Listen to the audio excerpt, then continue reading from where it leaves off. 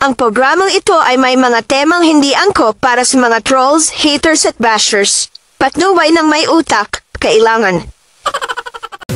Nakakain na ba kayo ng kare-kare na walang bagoong? I did, no?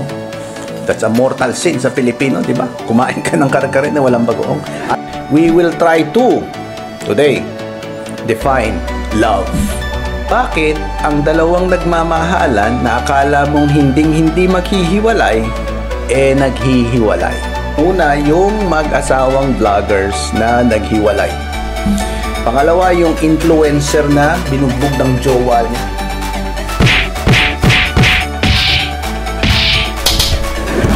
At pangatlo, Filmar at Andy relationship. And we'll compare and contrast yung Filmar and Andy sa isa pang kontrobersyal na magjowa, Maris and Anthony.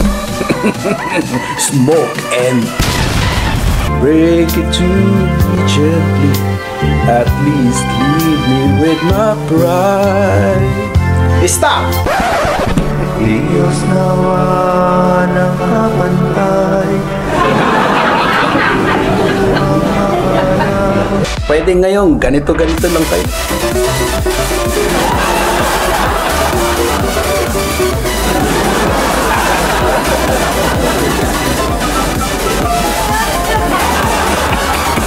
Make it make sense, Kaloy!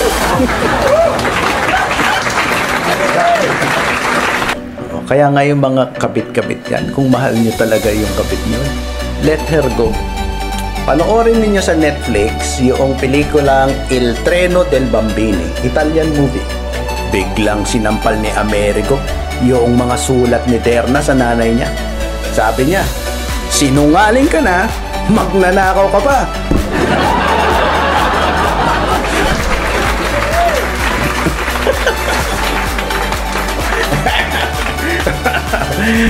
Hindi yun ang lines, oo. Linya ni Kaloy yun kay Mrs. Yulo. I waited for you. You are all I have.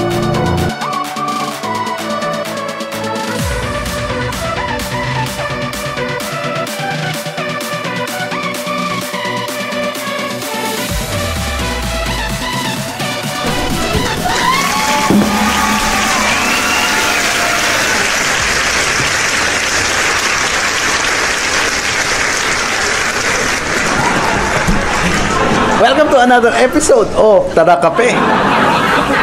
This will be our last episode for the month of February. Parang Gary Valenciano. Last episode na, manood na tayo. Just what is it in me? Sometimes I just don't know. I always want to start our program on a positive note. Nakakain na ba kayo ng kare-kare na walang bagoong? I did, no? That's a mortal sin sa Pilipino, di ba? Kumain ka ng kare-kare na walang bagoong. I did, twice. 2 months ago, tsaka the latest is last night. Blame the US. Kasi they imposed a ban on Philippine products like Mang Tomas, Jofran, bagoong.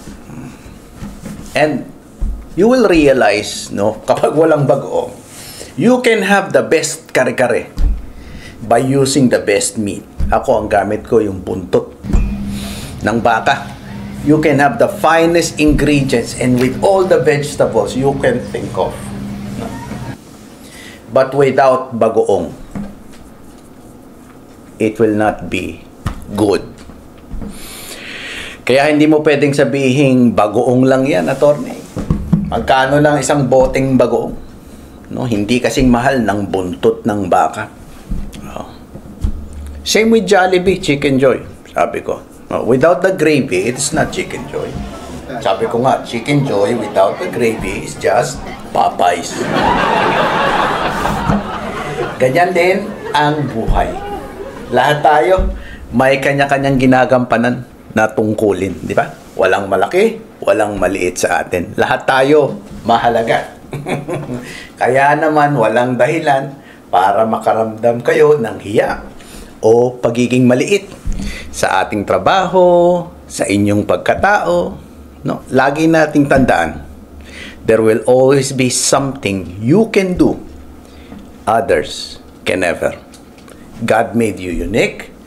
God made you special. Kaya palaging umiti dahil mahalaga ka sa Kanya. Love month ang Pebrero, pero ang daming balita na away ng mag-asawa, di ba? Nagkabalikan, naghiwalay, meron pang nagbugbugan, di ba, nung Pebrero? We will try to, today, define love. Ano ba ang pag-ibig? What is love? Same ang modus natin. Will you showbiz in social media? Yung mga nagba-viral na events as a springboard, and we will discuss the human and Filipino values behind it. So tatlong balita, tatlong viral news. Una, yung mag-asawang vloggers na naghiwalay. Pangalawa, yung influencer na binugbog ng jowa niya.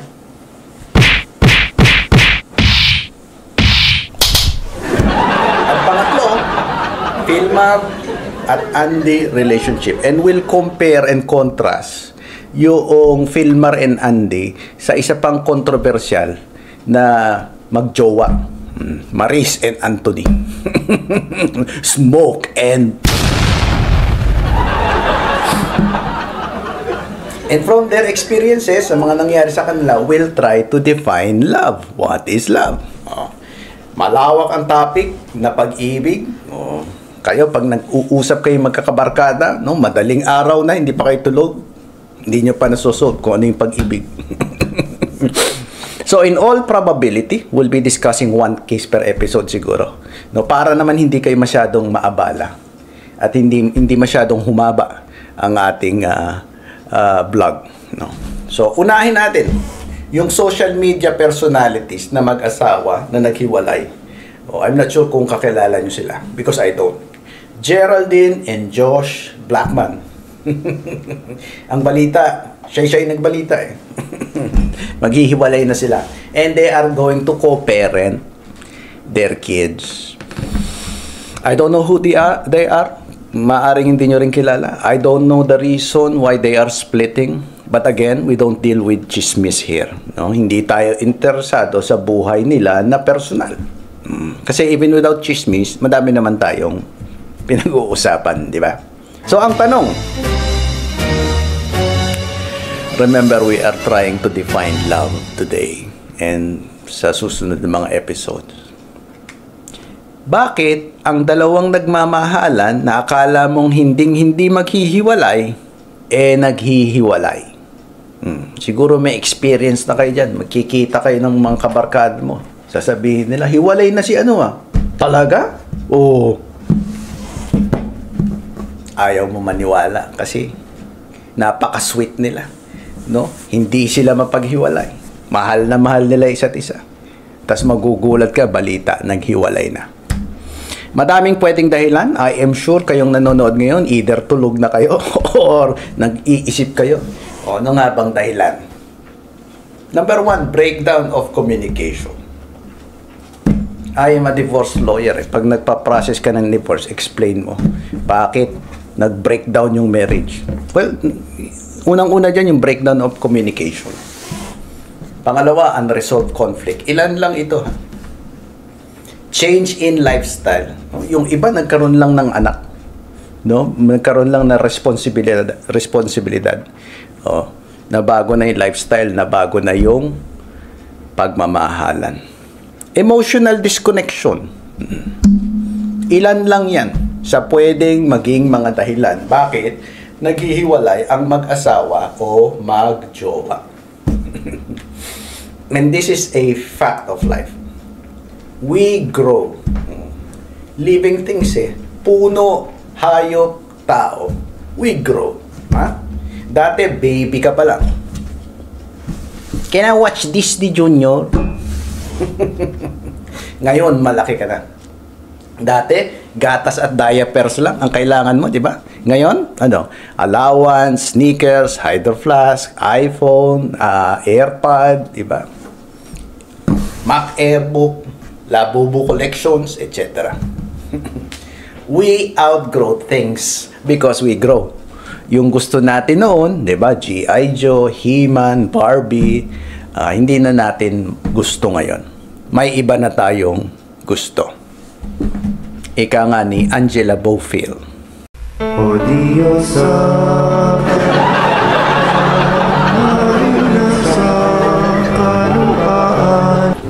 We've been close, but people grow, and they sometimes grow apart. There's just one thing I ask you, if you'd had a change of heart. Break it to me gently, if you have to, then tell me lies. Break it to me gently, at least leave me with my pride. Stop! Diyos nawa ng kapantay, at ulo ng karunungan. Masyado pang maaga para mag-video tayo. People grow, and love should grow with them.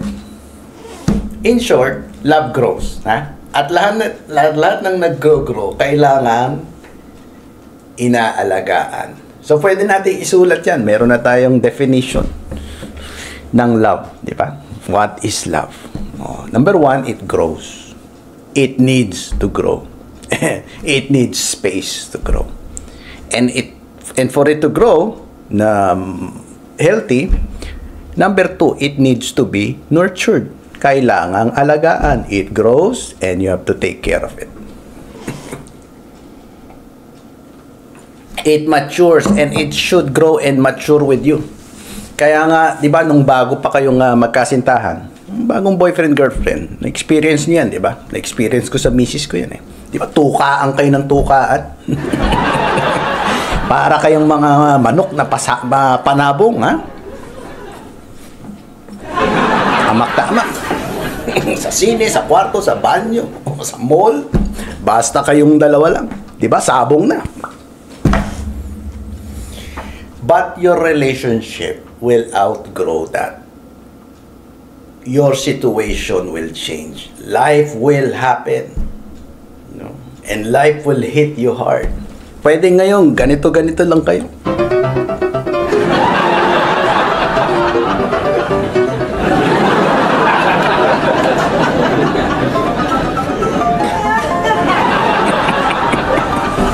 Para kayong mga ulul. Make it make sense, Kaloy!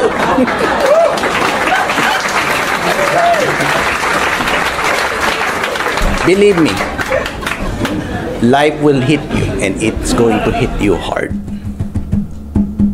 Get ready. Pag matanda na kayo, tulad ko, minsan may plano kayong magsasabong kayo eh. and this is a true story. Very recently, my eldest is now in college. Sabi ko sa inyo, di ba? She's studying at Baylor University. So, wala na siya sa bahay. Doon na siya nakatira sa school. My youngest recently went on she's an 8th grader. They went on a school trip sa Washington, D.C. So, for 4 days, wala siya. So, kaming dalawa lang ni Mrs. sa bahay. Di ba? Cue in romantic music.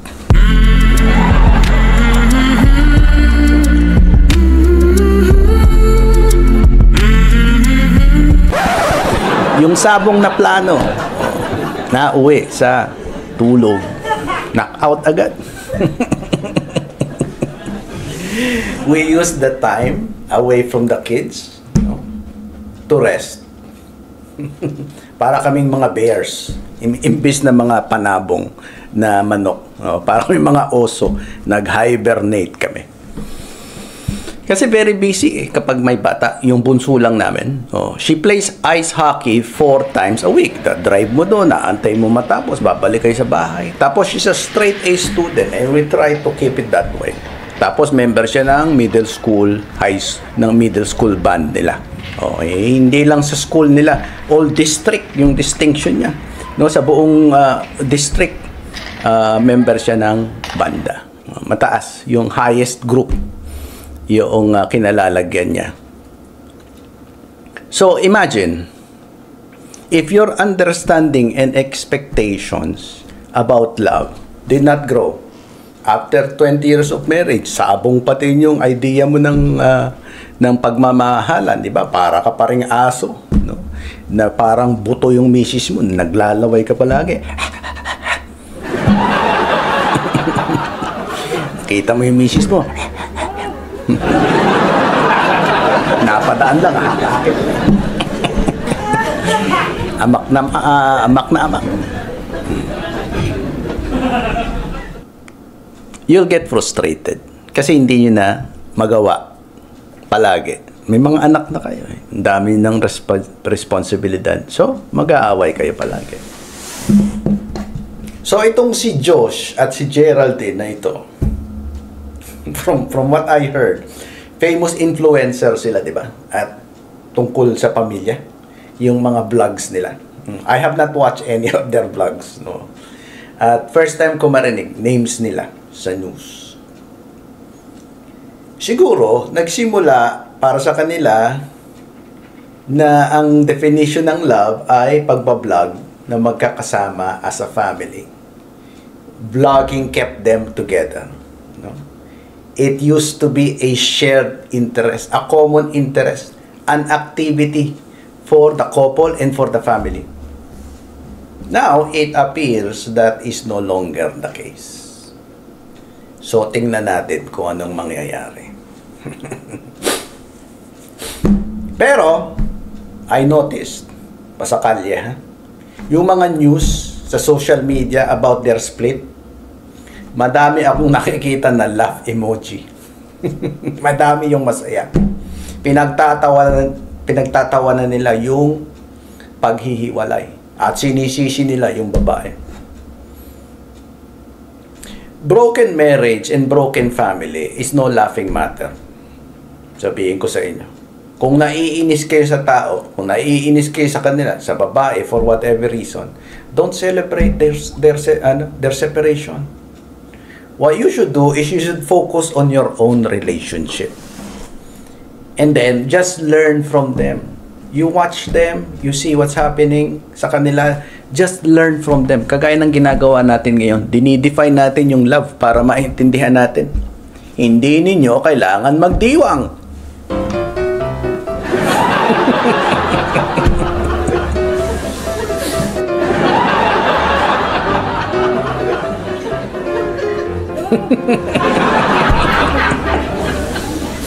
And finally, ang advice ko sa mga kagaya nila Geraldine at Josh, best effort. Always give your best effort to fix things, to make it work. And after that, kung wala na talagang saya sa relasyon, sa pagsasama, maghiwalay na lang kayo. Amicably.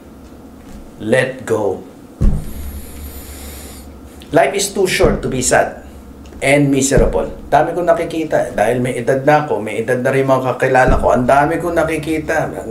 Miserable sa buhay pero magkasama pa din. Ayaw maghiwalay. It's too short, yung buhay, to be sad and miserable. Ako mismo, sinabi ko sa misis ko, alam mo, kung hindi na tayo masaya sa isa't isa, no? Kung pabigat na lang tayo sa isa't isa, maghihiwalay tayo.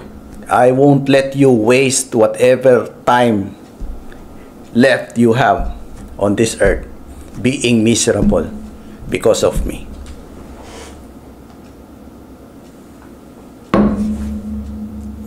Yes, love is sticking, no? Sticking together during difficult times. It is about weathering the storm. Yan ang love na pagkakaintindi natin, di ba? And making it through together, di ba? Through thick and thin, for richer or for poorer. Ika nga, nung kinasal tayo, Yan ang ating pangako. But love is also letting go. It's not always sticking and staying together. At ito ang ikikwento ko sa inyo, ha? Isang movie na napanood ko sa Netflix. Baka napanood yun na rin. Hindi ito pagmamahal ng asawa sa kanyang asawa o ng boyfriend sa kanyang girlfriend, kundi pagmamahal ng isang ina. And it is about letting go of someone because you love that person so much. Kaya nga yung mga kabit-kabit yan, kung mahal nyo talaga yung kabit nyo, let her go. Kasi hindi siya magiging masaya talaga sa inyo, na kung ang relasyon nyo lang kabit lang kayo pareho. Anyway, ibang kwento yan. Siguro in the future, pag-usapan natin yung kabit system sa Philippines. Balik tayo sa movie. The definition of love in this movie applies to all types of love relationship. Hindi lang sa parents at sa anak, at hindi lang sa romantic relationships. Makinig kayo. Panoorin ninyo sa Netflix yung pelikulang Il Treno del Bambini, Italian movie. Ang English title niya, The Children's Train, based on real events sa Italy. Kwento ito ni Antonietta, na single mother, at anak niyang si Amerigo. Si Amerigo, I think siguro mga 10, 11 years old siya doon sa movie. 1946 yung setting. Post-World War II Italy, at hirap na hirap ang Italia. Kagagaling lang nila sa giyera at natalo sila. Kasama sila dun sa Axis, di ba? Ano yung history natin? Yung Axis of Evil, Japan, Germany, Italy, Mussolini, kanilang Anyway, that's history. They live in Naples. Very depressed yung Naples noong time na yun, which is south of Italy. Meron tayong follower na taga-Italia, di ba? Buongiorno. Ciao. Matindi yung kahirapan sa Naples, kung kaya't pinapadala nila yung mga anak nila sa norte, up north, specifically Modena, the town of Modena, kung saan medyo mas maayos ang buhay ng mga tao. At doon meron mga foster parents, foster families na tumatanggap sa mga bata, no? Now, if they don't do this, kung hindi gawin ng mga pamilya sa Napoli, sa Naples, lalo na kung winter, mamamatay yung mga bata sa gutom at sa lamig. Ganon sila kahirap sa Napoli. So by train, tinatransport yung mga bata from Naples to Modena.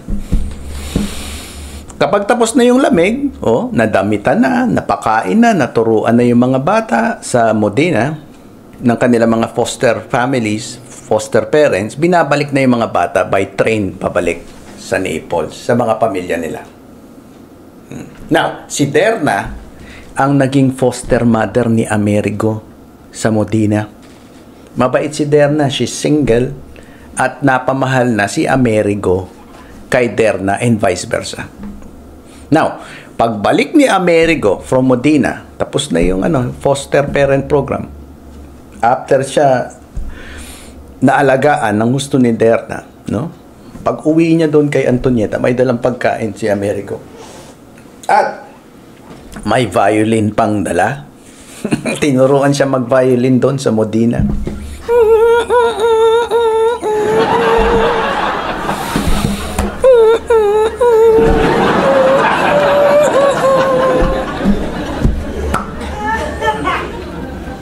Antonietta, as a mother, ayaw niyang mabigo yung anak niya. Di ba tayo as a parent, ayaw natin nakikitang nasasaktan ang mga anak natin. She didn't want Amerigo to have false hopes. Kasi nga napakahirap ng buhay nila. They need to be realistic, no? They need to survive. So sabi ni Antonietta, violin is for people with money. Kalimutan mo na yan. Magtatrabaho ka na sa isang pagawaan ng sapatos. Yung ibang mga bata na kasama ni Americo na nagpunta sa Modena at bumalik sa Naples, pinapadalahan ng pagkain, sulat, regalo ng mga naging foster parents nila. Foster families sa Modena. Si Americo, walang nare-receive kay Derna. Walang sulat, walang pagkain, zero contact. Kaya nagtataka si Americo. Lagi niyang tinatanong ang nanay Antonieta niya kung may sulat ba si Derna. At ang sagot ng nanay niya ay wala. Hanggang isang araw, pag uwi ni Americo galing sa trabaho, no, apprentice siya sa sapatusan. Nawawala yung violin niya sa bahay. Hinanap niya. Wala. Kaya pumunta siya doon sa government office na namamahala ng foster family program. At doon niya nalaman, ang dami na palang sulat doon na pinadala ni Derna para sa kanya na hindi kinukuha ni Antonieta. So, ang sama-sama ng loob ng bata. Pag uwi ni Americo, tinanong niya yung nanay niya, nasa na yung violin ko? Sabi ni Antonieta, I pawned it. Sinanla ko. Para may pagkain ka, kailangan mong lumakas.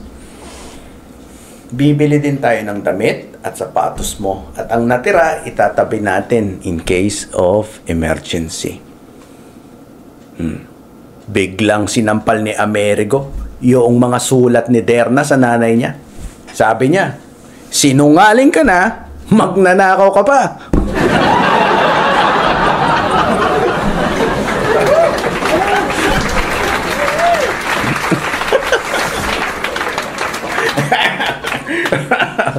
Hindi yun ang lines, oo. Linya ni Kaloy yun kay Mrs. Yulo, di ba? To cut the story short, make it make sense, Kaloy.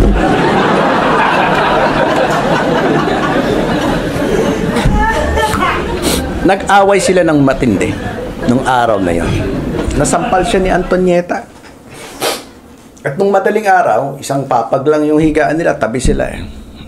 Habang natutulog pa si Antonieta, lumayas si Amerigo. Sumakay siya ng tren, pabalik dun sa kay Derna,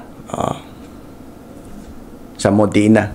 And that was the last time na nakita ni Amerigo ang nanay niya. Internalize that. Appreciate that moment. Fast forward to the future. He became a successful violinist. Si Derna na nagpalaki sa kanya. Then he received a phone call one day, habang may performance siya, napatay na si Antonieta. Kaya he traveled back. Bumalik siya doon sa bahay nila, sa Naples. Hindi guminhawa ang buhay ni Antonieta noong umalis si Americo. Buong buhay ni Antonieta, mahirap pa rin siya. No read, no write eh. At doon pa rin nakatira sa barong-barong nila. Doon din namatay. Isang papag, isang table. Remember, hindi na binalikan ni Amerigo ang nanay niya. And it appears, hindi na rin siya hinanap ni Antonieta. Zero communication. Si Antonieta parang nanay ko. Kapag naglayas ka, matuto kang bumalik dahil hindi kita hahanapin.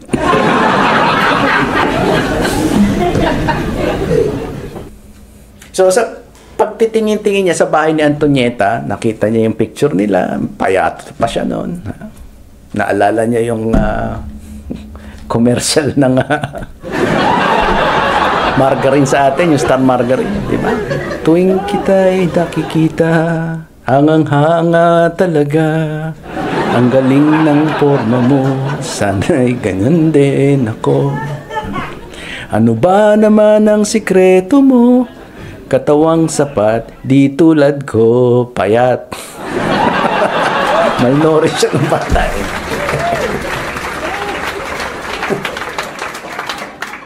Star Margarine. The margarine for all season.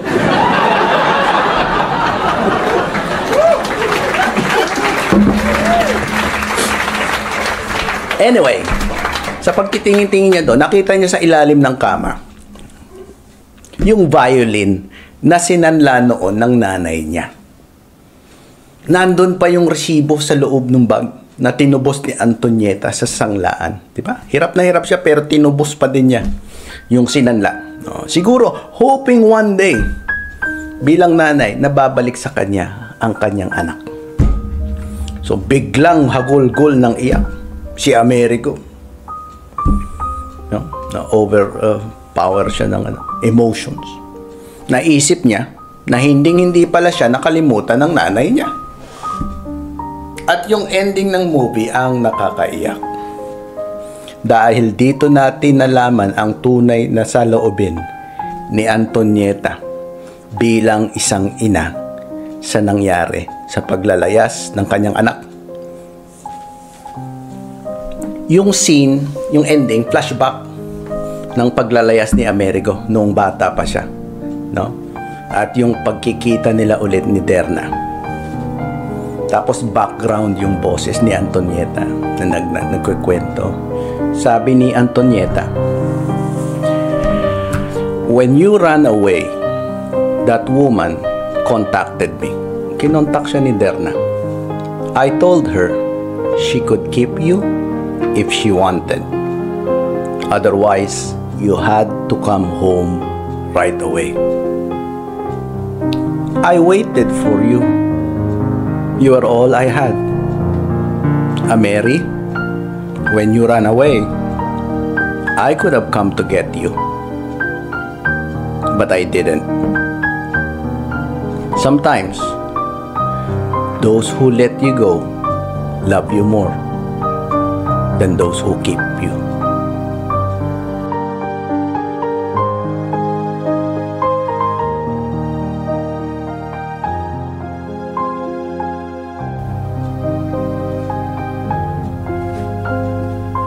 Kung may natutunan, kung napaisip, kung napagyaman kayo ng ating programa, be a blessing to others and share the good news na meron ng vlog na hindi puro pagkain, chismis, kalokohan, kasosyalan ang pinag-uusapan. Like, subscribe, share para sa susunod na pagtawag ko, kayo ang unang makakarinig ng Tara Kape.